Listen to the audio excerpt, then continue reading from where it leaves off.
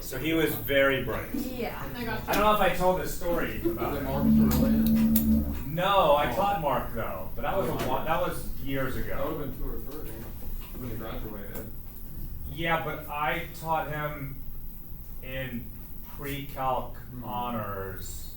Because I knew he was national merit. He was bright. Yeah. Well, it was really funny because I had him his sophomore year, and much like somebody who lives in my household, who's a boy, teenager, he doesn't like to apply himself to the fullest. But Mark actually struggled in my pre-calc honors class, but I knew he was smart. And his mom was upset, whatever. I'm like, listen, he's smart. He's gonna figure it out, and he did. I don't remember where he. How many parents have you had to like talk down? A lot. Well, I mean, it happens with teaching higher level math classes. When you looked at you struggles to apply himself fully, you were staring right into my eyes. No, I was not. I was just looking this way. No, well, yeah, it's just the way it is, and I can't even like.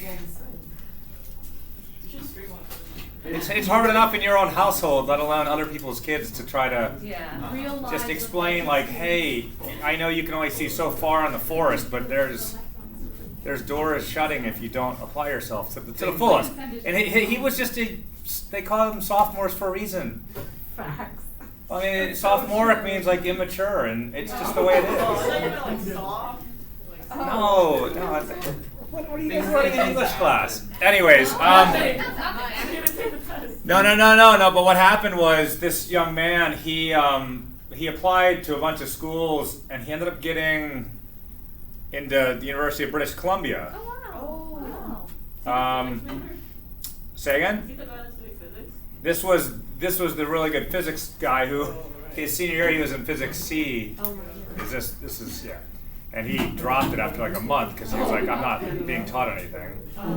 And so I was like, dude, just take it in college, it's fine. Well, so what happened is he has a disorder, Crohn's disease. Yeah, I mean he can live with it, but I think he missed his entire 8th grade year, I think. Wow. Because of it.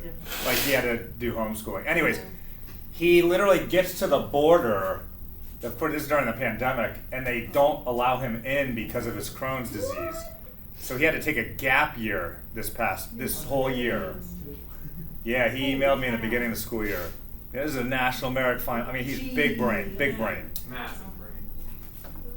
Yes, he's the guy. Like you could just tell the way he would explain a math or physics concept that he knew what was going on. Anyways, he just emailed me 2 days ago. And I guess it didn't originally apply there, but he got into Harvey Mudd, which is a phenomenal, there's I think 5, like Harvey Mudd, Scripps, Claremont, yeah, in Southern California, gorgeous campuses, but really, really good STEM schools, and he just heard back and he got in. That's so cool. Yeah, so I'm excited for him, but he worked hard in high school, but a lot of people don't. And I get it, and I don't get it, but I get it. Okay, everybody got a copy of the notes? All right, so here's the deal. I know a lot of us are out. I'm gonna basically get through 5.3 today. I did post in Schoology a folder of chapter 5 and 6. In it are all of the hard copies of the notes. I just uploaded my filled-in copy of my notes, so if either you were out or something didn't make sense, you can go back in there, or you missed something.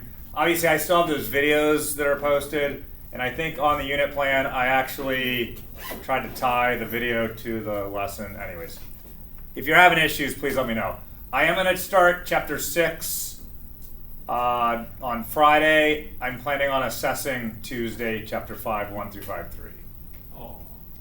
I mean, here's the deal. I don't need a heads up. I know a lot of you are out. I also know your final exams on the 20th. So you have 2.5 weeks.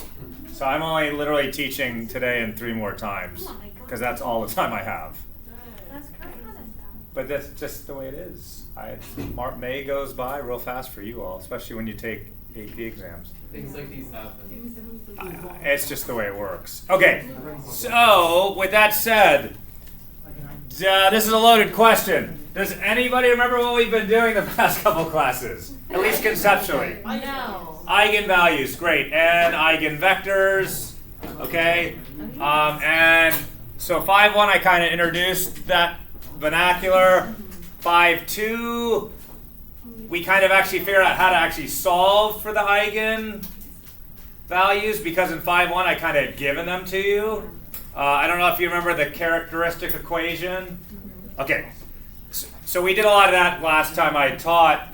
This is, I don't know if you'll remember this. At the very end of the day on the 5.2 notes, the very last couple things we talked about, does anyone remember this idea of similar matrices? Oh, yeah. I left you with a formula. It's kind of a wonky formula. Do you remember what that formula was? Yeah, the A equals P D P inverse, where this was a diagonal matrix. I don't know if you remember that. Maybe. Go ahead and dig out your 5.2 notes. It's at the very end.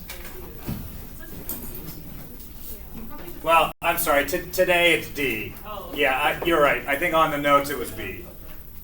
What I'm going to do is, D is a diagonal matrix. Do you remember that terminology? Where all the numbers are 0 except for the diagonal. Exactly. Okay. Not to get confused with a triangular matrix, which only has zeros in part of it. Okay. Yeah. So we're going to take this formula or this equation, and I'm going to kind of change it up today. And that's really the lesson. I'm going to teach you kind of how to diagonalize. Yeah, and it's not, okay, fun, sure. Yeah. It's not hard though, I don't think. But it's gonna fit this bill. All right, so diagonalization. We've learned that the eigenvalues of a diagonal matrix are the entries on the main diagonal. Therefore, it is often useful to diagonalize a matrix. So that's what I'm going to show you how to do today. It is very easy to find powers of diagonal matrices as illustrated in the following example. That would be example 1 in the notes that I'll show you here in a second. The matrix D is a diagonal matrix, i.e. we just talked about this, entries off the main diagonal are all zeros. Okay. D to some power k is trivial to compute, as the following example illustrates. So I'm going to show you how to do that right this second. There you go. No, you're fine. All right, so matrix D is what? 5004, I think? Is that right? Yeah. Okay, so basically what's being asked here is they want to know what D squared is, D to the third, and then D to some power k. Given the matrix D. Okay. Now, if you were to go back into your notes earlier in the semester, if I don't have a diagonal matrix and I square it, I can't just square the terms. There was an example when I taught you how to multiply matrices. You just can't do that. So I multiplied it out a couple times for you, and then we got an answer. However, this is a little cleaner because of the zeros. If you had to guess, what would you say the answer to this is? You would just square the values, and you'd be right. You cubed, okay. But just to show you, which is a good review on multiplying matrices, do you remember how to multiply matrices? Yeah. Dot product was the quick way. Okay, so that would give me my first entry, which is 25 as expected. And then the next, so the second column, first row, would be 0. And then 0. 0, and 16. Okay, so that does make sense. So we could jump to the conclusion that this would be what? 125, 0, 0, 64, which means that d to the k would be what? 5 to the k, 0, 0, 4 to the k. Okay. Mr. Baird, this only works because they're diagonals, correct? That's kind of what I'm talking about. Yeah. Because if it wasn't, it doesn't work this way. And there's some example. It was at the bottom of a page. I can't remember the section. All right. Suppose we wish to find the power of a non-diagonal matrix, and we don't want to multiply it all out. The most efficient way of doing this is to diagonalize the given matrix, and that's basically what we're going to do today. It's not hard. There's an algorithm, like it's step by step, and if you've been paying attention, 5.1, 5.2, this should not be hard. Well, and chapter 4, and chapter 1. But it's all stuff we've done. That's the point. Okay, so it says, in order to do this, we must look at similar matrices, which was that idea from the very end of last class. We learned in the last section that a matrix B is said to be similar to a matrix A if there exists an invertible matrix P such that inverse P A P equals B, or equivalently A equals P B P inverse. All right. In this case, we want our matrix B to be the diagonal matrix. That's why I put D in there. Anyways, so the goal here is to develop a useful factorization A equals P, D P inverse, when A is an n by n matrix. Okay, so obviously I'm dealing with square matrices here, and you can read as well as I can. However, there's really only 4 steps, and the 5th step is to kind of check if I'm right. And this is how to diagonalize a matrix. So the first step is to find the characteristic equation for matrix A and its eigenvalues, which we know how to do. Let me rephrase that. I've taught you how to do it. Yeah. We will review it here momentarily. Is that better? Okay, yeah, Mr. Baird, it's May. You said I have 2.5 more weeks. Okay, but we have gone through that. Okay, now, step 2 says find the corresponding eigenvectors of A, and we've done that as well.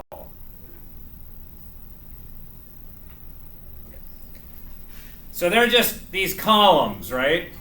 Well, step 3 says form matrix P with the columns of my eigenvectors as the columns of this new matrix. So if we can find the eigenvectors, we just chuck it into a matrix. And we're going to title it P. Okay? And of course, if I know P, I can easily find inverse of P. We've walked through how to do that. All right, step 4 says form the matrix D, which is the diagonal matrix, with all of my lambdas, which are the eigenvalues. Okay, now, here's the only caveat. So that's not hard either because I've already found the eigenvalues. This is a key component, though. It says on the diagonal corresponding to the same order as the eigenvectors. So like if I have an eigenvalue of 2 and my eigenvector is whatever, 2, 1, 3, then I've got to kind of line them up the same order. I'll show it to you when I do it. As long as the order is the same, the order doesn't matter. That makes sense? Okay. Lastly, you check. You can actually physically do the multiplication and it should get A. All right? That's it. That's what we're going to do for a little while. There's a couple of theorems, but. All right, how about I hold your hand through one and you can do a harder one? Because that's the way we usually like to roll. All right, so I will do a 2x2 with you, just to get the mechanics out of the way. I will leave you with the 3x3. Of course. Go cofactor expansion. Okay. No? No? No. You do the 3x3, give me the 2x2. No. We will go in the order of which our notes are. Okay, but you made the note. Exactly. Can I just use this board? Yeah. You can use any board. It's a frame. It's The okay. characteristic equation, so there's three characteristic equation and a, wait, you mean that with the ceiling now? The formula we use to solve this. Leo can just climb up into the ceiling and he'll just exactly he'll just hang it down. Has anybody seen Leo? No, I haven't seen him. All right, here we go. We'll call this example 2. So I have some matrix. Now, if I were you and I was studying for my chapter 5 quiz, I would know how to do this. This will be on there. 100% guarantee. Did you get that? All right. At the Naval Academy, the instructor would like stomp on the ground and like put a big asterisk by. He wouldn't. Yeah, Dr. Winston, she just goes, wink, wink. Yeah. yeah, same thing. Wink, wink, Like in a math class, however, everything's on it, right? It's like I have to study everything. All right, here we go. 2 by 2. And it says find matrices P and D. So P once again is what? It's this matrix comprised of all the eigenvectors, and D is just my diagonal or all the eigenvalues. This isn't hard stuff. Think about it that way. Think conceptually, it's not that hard. Just think. I ask a little bit. Okay. So here we go. P and D such that. All right, so step number 1 is what? Characteristic equation. Okay. Does anybody remember it? It's the determinant of A minus lambda times I equals Zippo. Okay, that is what I need to find in order to get the characteristic equation. Does that resonate? All right, well, fortunately for a 2 by 2, I know how to do this pretty easily, but let's go ahead and get what this is. So this is what? 1, 1, negative 2, 4, minus, now the identity is just for a 2 by 2, 1, 0, 0, 1, so I distribute the lambda, so I get lambda, 0, 0, lambda. And then I actually subtract the 2 matrices. So I get, what do I get? 1 minus lambda, 1, negative 2, 4 minus lambda. Okay. Now, barring a certain device that actually does this for us, we can't use our calculators, can we? Okay, however, it's a 2 by 2, so this is not that difficult. How do I find the determinant of a 2 by 2?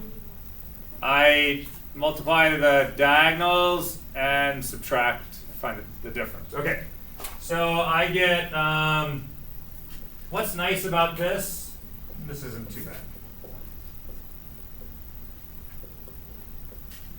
Minus a negative 2, which is plus 2.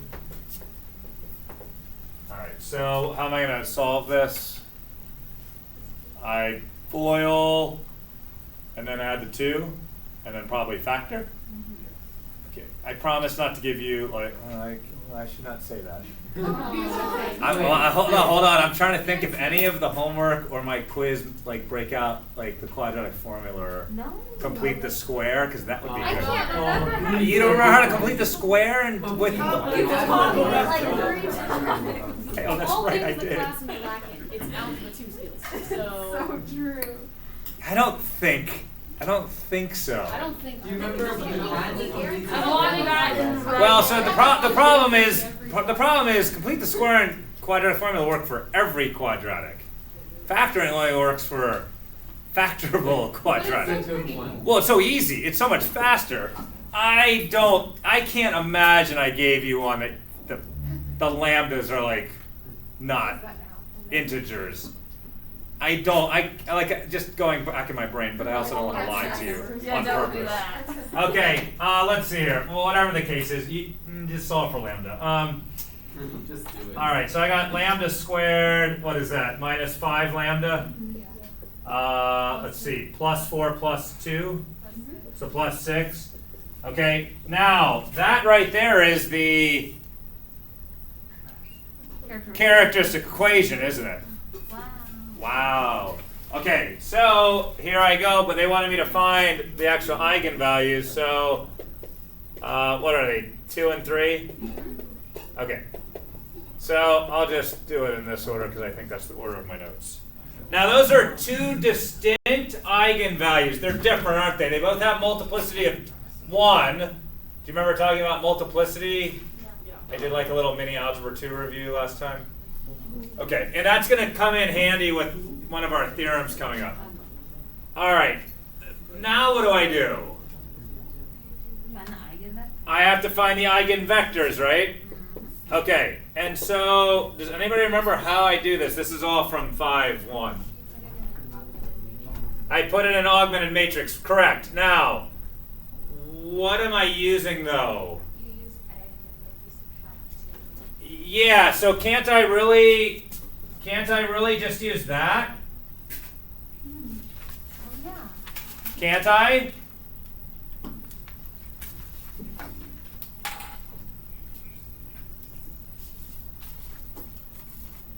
And so, and of course, the last thing I have to do is I have to do an augmented matrix with zeros as my last column, right? Okay, so what do I get here?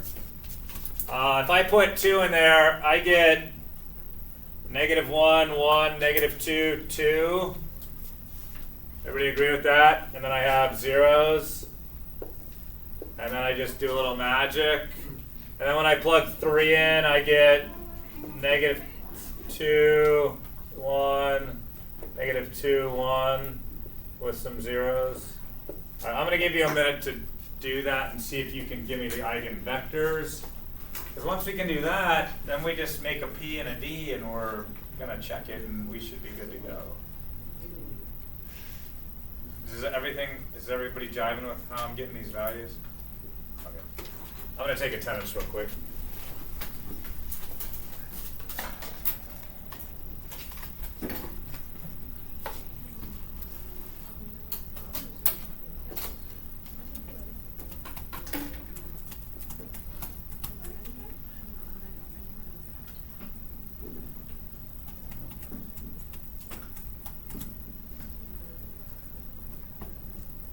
My son did survive his trip.